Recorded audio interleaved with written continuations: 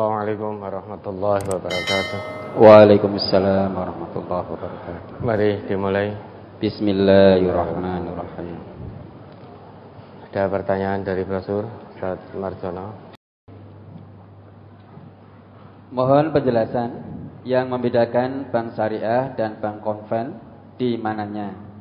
Karena di bank syariah seperti UB juga ada bagi hasil untuk nasabah.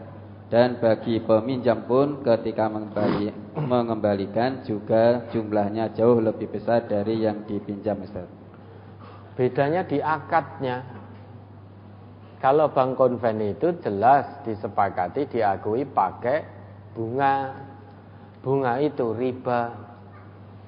Kalau di lembaga keuangan syariah itu tidak pakai bunga, tetapi akad-akadnya sesuai dengan prinsip-prinsip syariah, sekalipun nisbahnya atau marginnya bagi hasilnya lebih besar, kalau memang akadnya sesuai dengan prinsip syariah, maka itu tidak riba karena tidak ada bunga.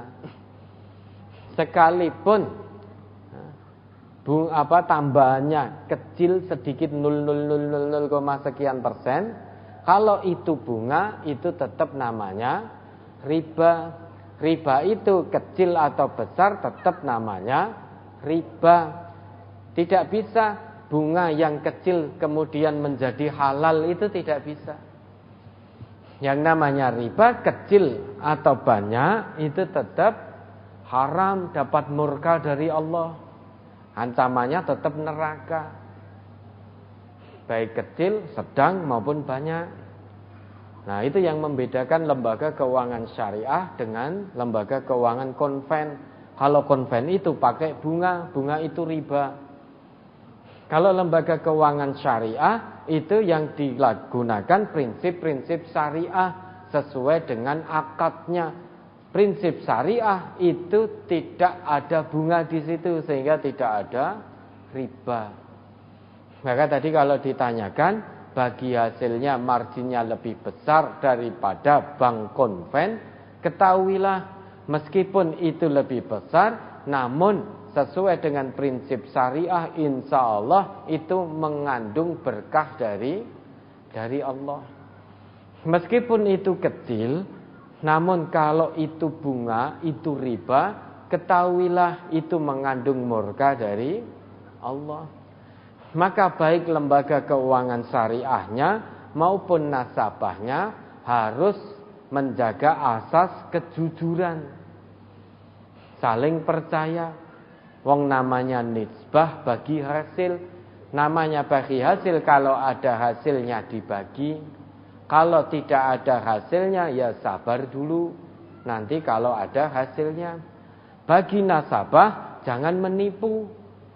Sebetulnya hari ini ada hasilnya, namun tidak mau dibagi, tapi dicakke untuk lainnya, untuk pengembangan usahanya. Satu hari bangkrut.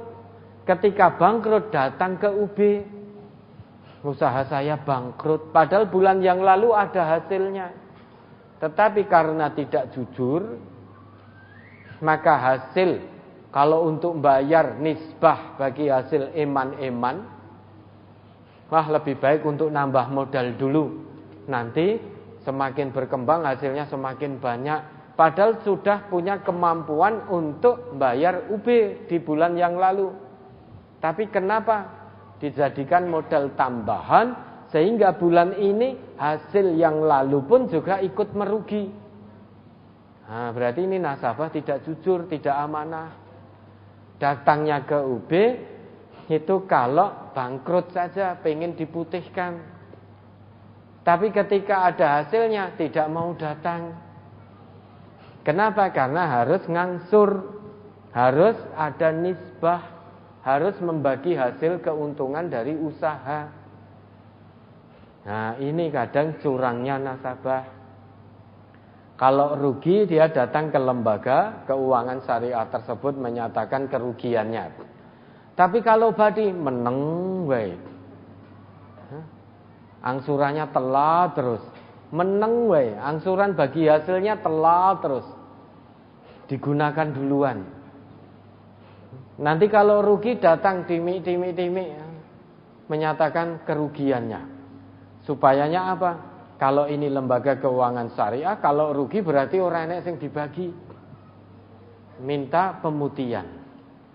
Padahal kemarin ada badine, ning tidak mau membagi badi itu. Maka lembaga keuangan syariah dan nasabah harus semuanya amanah. Muktaman, jalankan amanah itu. Kalau yang ditanyakan UB jenengan tipu juga tidak tahu. Dengan datang menyatakan kerugian kebangkrutan, UB juga tidak tahu kalau seandainya bulan yang lalu itu ada hasilnya yang harus dibagi dengan UB. Ya. Tapi meski UB bisa ditipu, namun Allah tidak bisa ditipu. Harusnya ada hasil bulan lalu kok tidak dibayarkan. Sekarang rugi kok baru datang menyatakan kerugiannya.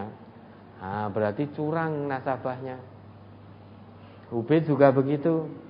Kalau memang betul-betul ibarat memang sudah berusaha maksimal betul, tidak ngapusi, tidak curang.